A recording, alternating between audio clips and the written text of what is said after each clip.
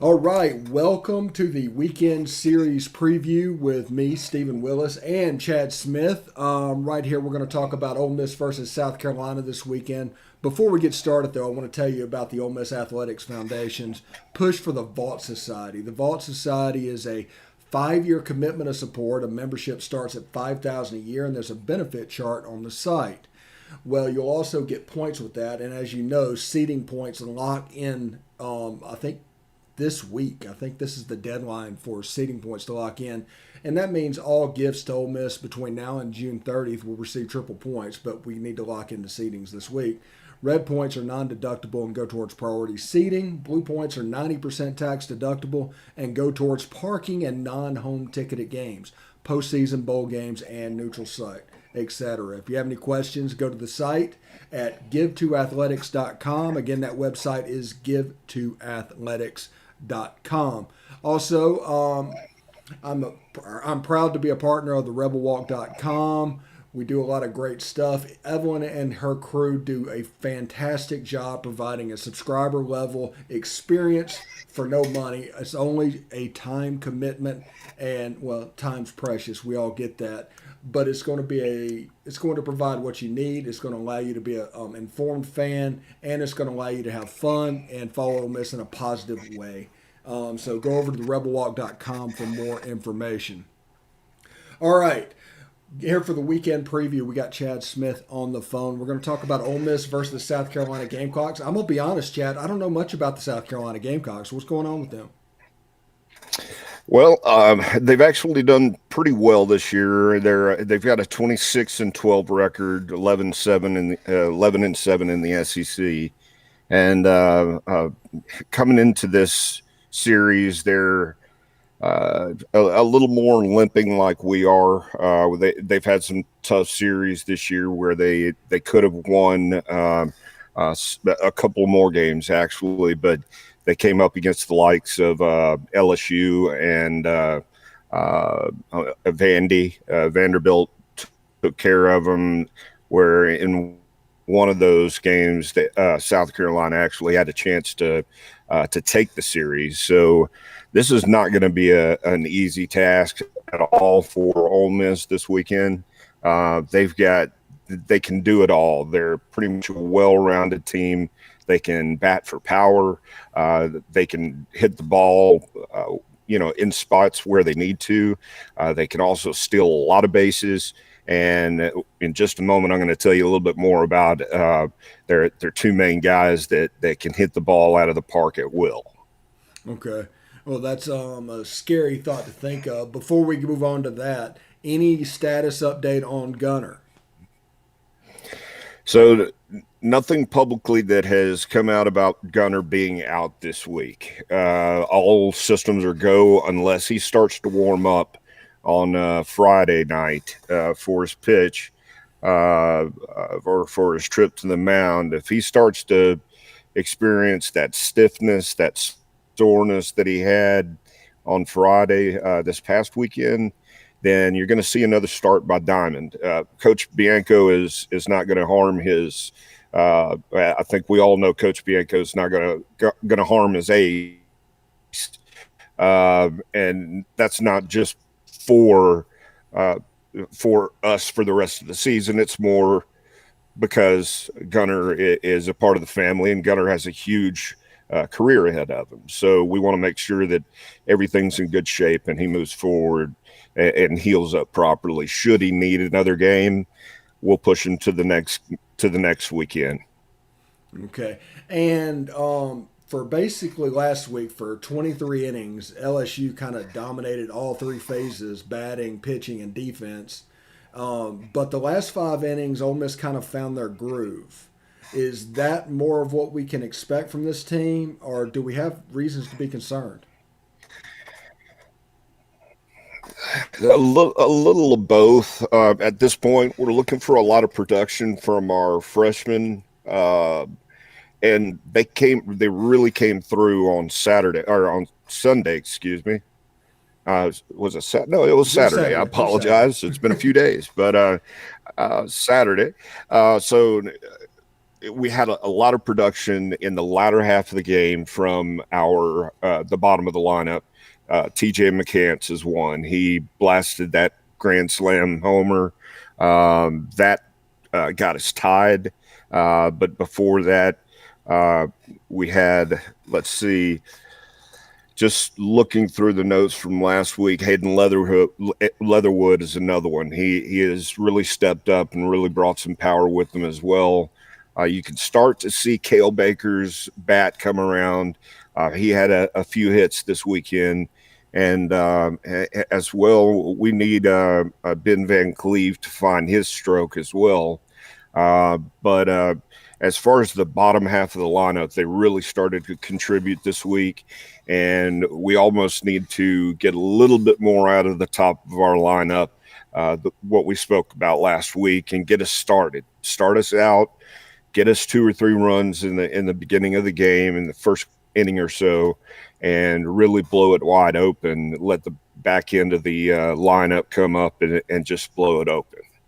Yes, absolutely. Back to South Carolina, real quick. We're going to go over the pitching now. Who do we have to look forward to on Friday? On Friday, first of all, Gunner's going to go up. Gunner is 3-2. He's got a 2.7 ERA, and with South Carolina, they're going to start their ace, Thomas Farr. He is 2-4. It's got a 3.36 ERA. And Farr may sound like he's subpar with his record. Don't be fooled by that. Uh, this kid can throw a high velocity fastball with a plus fastball in the 96 range. Typically keeps his fastball in the 92 to 94 range. But he'll use that 96 plus mile an hour as high heat and change the level of the batter's eyes. And once he does that, all bets are off for the batter. He's also got a changeup that's got a sinking action on it at about 85 to 88 miles an hour that he uses in contrast to his fastball. And he's also got an excellent curveball, which you don't find this very often. You typically find either a great fastball pitcher with a changeup and a curve that they'll throw just to expand the zone a little bit. This kid, Farr, it looks like he's the real deal when it comes to a curveball, and he throws it in the mid-90s, and it's routinely thrown for strikeouts. So when he goes out there, he's not just throwing that curveball, here and there in between his fastballs. He's actually getting people to swing through and strike themselves out. Okay, he obviously has good stuff. Is he around the zone? What's his strikeout to walk ratio? Sure, his strikeout to walk ratio. Sorry to put you on the spot there. I'm just curious about that. No, no. Let's see. Farr is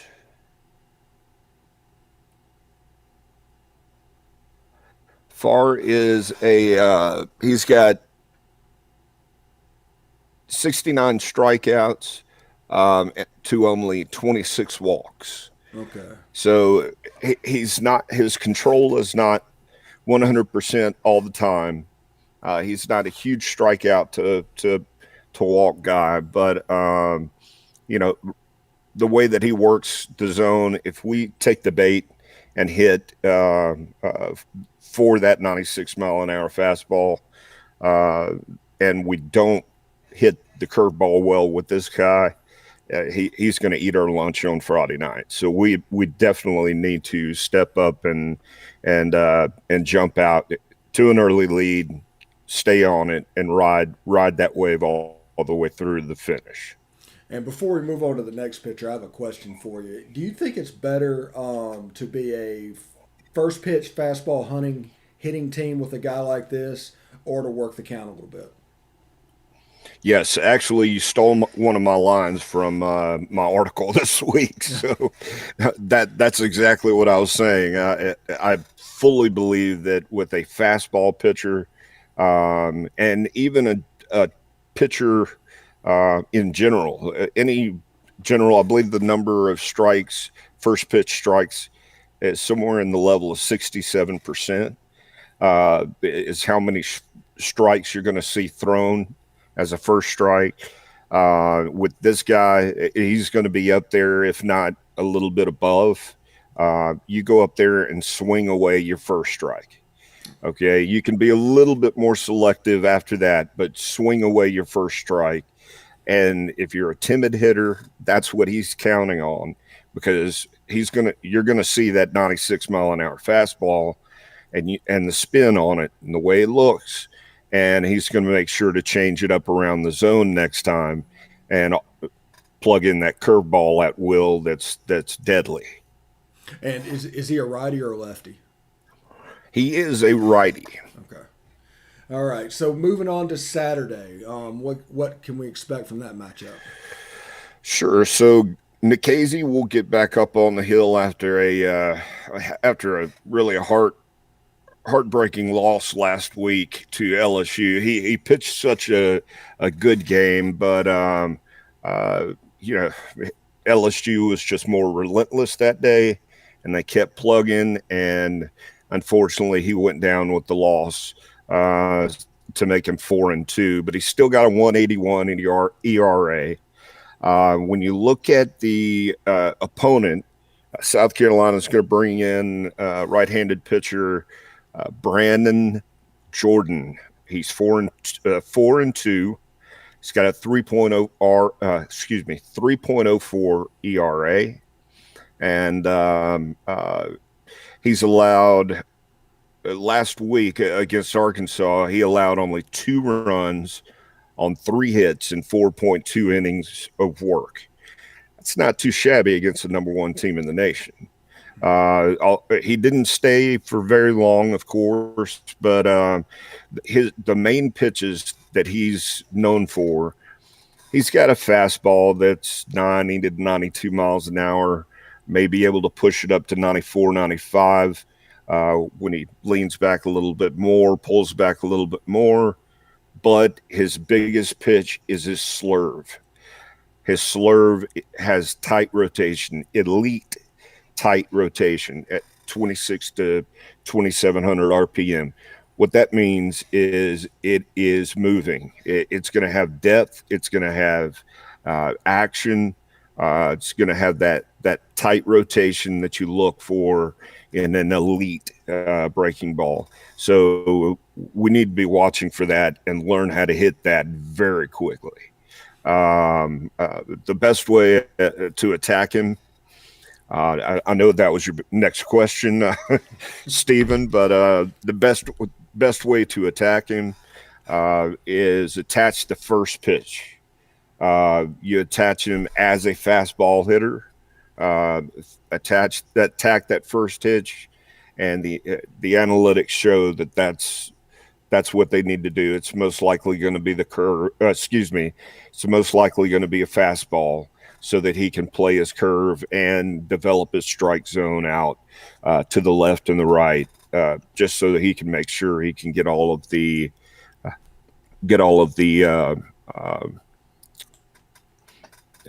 all the pitches, or all of the strike zone that he can get from the umpire. Let's put it that way. Yeah, and is any of the pitchers for this weekend from South Carolina have trouble finding the zone? The one for the Game 3 matchup is. At times, they all have been. They don't have as strong of a bullpen or starting pitching lineup as the Mississippi States that we played. The even LSU has a better, in my opinion, better pitching lineup, and definitely have done very well, even against Vandy and Florida, where they swept Florida. But once Vandy gets up with their superior pitching, there's no comparison. And I believe that we're a little above grade when it comes to South Carolina, even though we've taken some hits and we're kind of reeling in our middle lineup, Okay. in our Go in ahead. our bullpen. Excuse me. South Carolina's Sunday pitcher. I'm assuming that's Drew McDaniel for Ole Miss. Absolutely, he'll be back out there, and he got kind of shelled last week. And the fortunate thing with baseball is you can allow 6 runs on 9 hits and 2.2 innings of work, and still come away without a blemish on your win loss record. So without the blemish, he's still at 4-0. Um, but he goes up against Will Sanders for South Carolina, who's 6'2", 2.7 ERA, and he's a 6'6" 195-pound pitcher. He's very long, very lean, but has a very fast action to the plate. And the thing about Sanders is he throws the fastball very well once again as well. He will be in the low to mid 90s, occasionally with a 94 mile an hour fastball. And he also mixes in the changeup really well and works it to offset uh, that fastball. So he also has a 12-6 curve that has tight spin and a hard down break.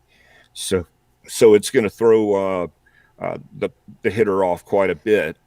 But a pitcher that long of a frame this early in his career, it's very difficult to keep the moving parts going the right way. The mechanics start to lose uh, their he starts to lose his form and his mechanics, if you will, especially as the game goes along.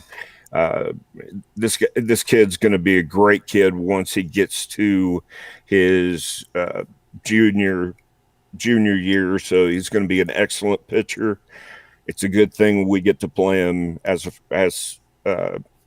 this year. I believe he's a freshman, so he's still working out all the kinks, if you will, and getting his mechanics fine tuned for the next stage of his career.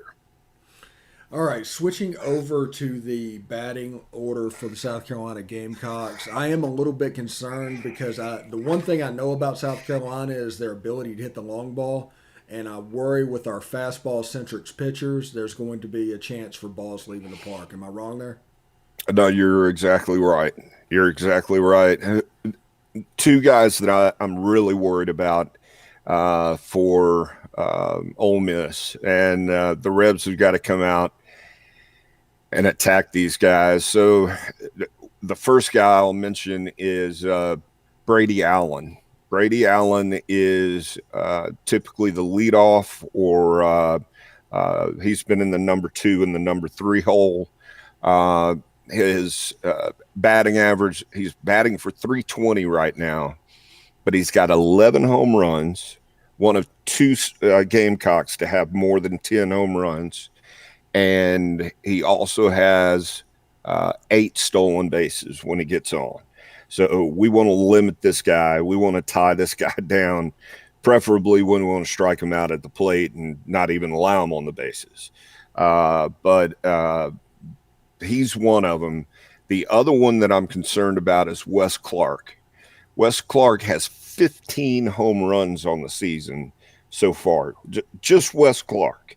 So I mean those are pretty gaudy numbers when you look at hitting. So we're going to want to pitch really carefully, really deliberately in our pitch selection and in our location.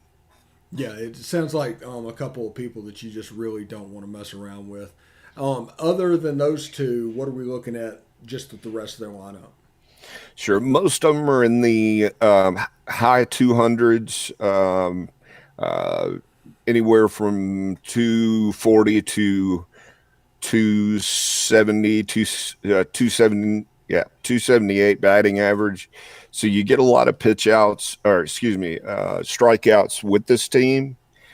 And that's where I think we'll need to make our focus, striking out the guys that we can get, that we know we can get, and we've got plenty of video on these guys. I'm sure they've gone through this quite a bit this week, and Coach B is really been in the video room just making sure that he can spot uh, these guys' tendencies, and I think that's where we need to concentrate in the middle part of that lineup, middle to the bottom of the lineup. Okay. And switching over to Ole Miss's bullpen. Now we got 3.1 innings from Jack Doherty. Without that, him putting up one earned run during that change, that comeback can't happen. That's right. Do you think we're starting to find something a little bit in the bullpen and a couple extra arms? I do, and on Doherty, he's of course, the freshman that had the red shirt taken off of him. He's got a lot more potential than that goes beyond just the bullpen after this year.